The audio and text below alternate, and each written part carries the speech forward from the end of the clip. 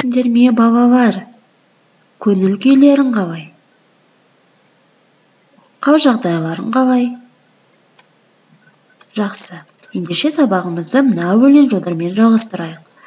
Жүріңдер балалар, сырғанақ тебейік, желменен жарысып, сырғанақ тебеміз, құрыспай құрыштай шынықсын денеміз.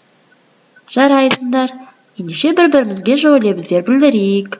Балалар, мен сендерге бүгінгі күнге сәттілік тіледім. Жақсы. Балалар, біз не туралы өлең оқыдық? Қай жыл мезгілі? Қыс дегенде ойларына не келеді? Тамаша, қыс дегенде боран, шана, аяз ата, жаңа жыл ойымызға келеді. Жақсы. Балалар, сендерге сұрақ. Осы өлең жолдарын оқып, сұрақтарға жауап беріп, бүгінгі сабағымыздың тақырыбы қандай деп ойлайсыңдар?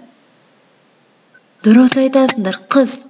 Сол себепті біздің бүгінгі сабағымыздың тақырыбы қыс келді. Сабағымыздың мақсаты қыс мезгілі туралы әңгімелеу барысында балалардың тілдерін дамыту. Жарайсыңдар.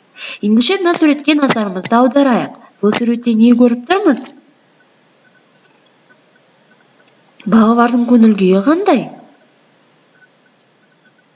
Тамаша. Ендеше балалар, өздерін әңгіме құрастырып көріңдер осы суретке ата-аналарымен бірге. Және де оған тақырып қойыңдар.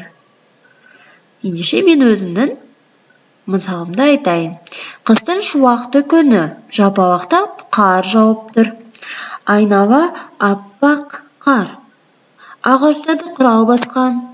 Үйлердің төбесінде де қар. Жерде омбы қар. Адамдар жолды қардан тазартады.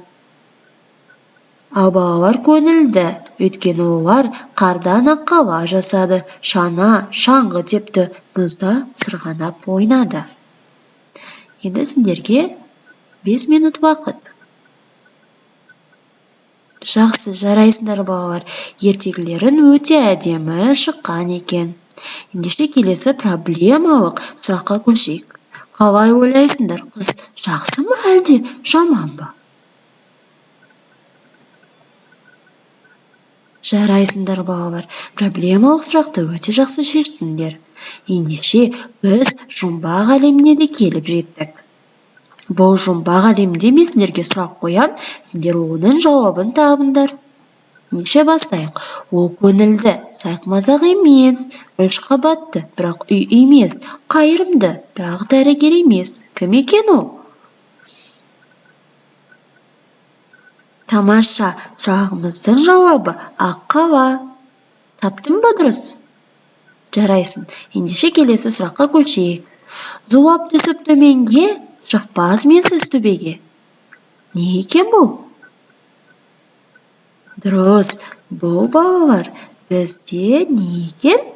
Қане суретке қараймыз. Дұрыс. Бұл шана. Тамаша балалар, ендеше сабағымызды қорытындылайық. Балалар, бүгінгі сабақта не істедік? Қай жыл мезгілі жайлы айтылды? Қандай ертегі құрастырдыңдар? Жарайсыңдар балалар.